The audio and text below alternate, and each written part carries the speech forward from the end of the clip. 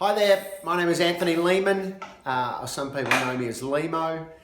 I'm currently writing my first book. It's an autobiography of sorts. It's a series of stories from my fairly different and varied life. Starting out in a little country town in South Australia, in the Mallee, and graduating from there to boarding school, to university, to living overseas, a life of accounting that segued into a life of stand-up comedy somehow. That'll become clear in the book. And onto a career in television and radio, and then onto family life. How did all that happen? Well, it'll be captured in my as yet untitled autobiography.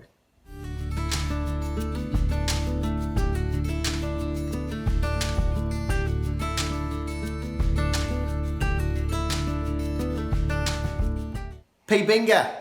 It is not a dirty word. It is in fact the town I grew up in South Australia. Population 4. That's right, just 4. Count them. 1, 2, 3, 4. But we had a big farming community. People lived out in their farms, and we had a lot in Pibinga. We were the end of the railway line. We had a post office, and we had a public telephone box. Bang! And those three things made us feel like we were included. We were very proud of our post office and our public telephone box and the fact that we were the end of the railway line. Now, over the course of a 15-year period from the 80s into the 90s, the train stopped running, Telstra took the telephone box away, and we lost the post office. But hey, the town is still there.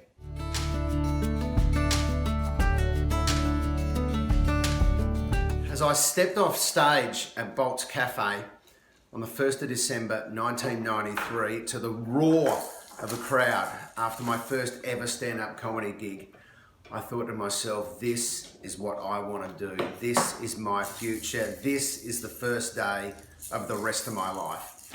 Good news for me, bad news for my boss in the accounting office where I had my day job. But I kept working as an accountant for 7 more years. Why did I stay there so long? And eventually I quit my job as an accountant 7 years later to become a full-time stand-up comedian. I took a 90% pay cut. I was 31. I was sleeping on friends' couches and on floors. But I've never been happier in my life.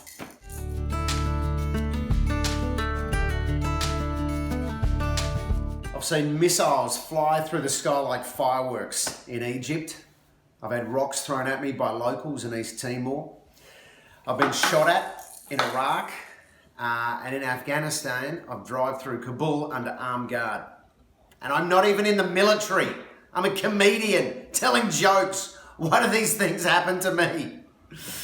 Anyway, it was a lot of fun. Seriously, it was fun. If you take away all those scary little moments, it was a real joy to serve our men and women in uniform by way of jokes.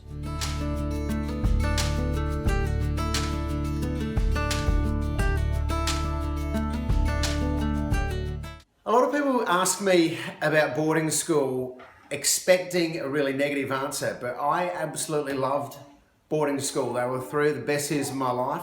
It was a Catholic boarding school in Adelaide, Sacred Heart College. And I remember my parents first dropped me off. They said, that's my son in the background, by the way. When I first dropped me off, I was like, so hang on a sec. I get to hang out with my mates all the time and kick the footy and play cricket whenever I want. Is that what happens here? I couldn't believe my luck. A couple of weird quirks of boarding school though, when I was there, is that we were allowed to smoke, fully sanctioned by the brothers. You can't believe it.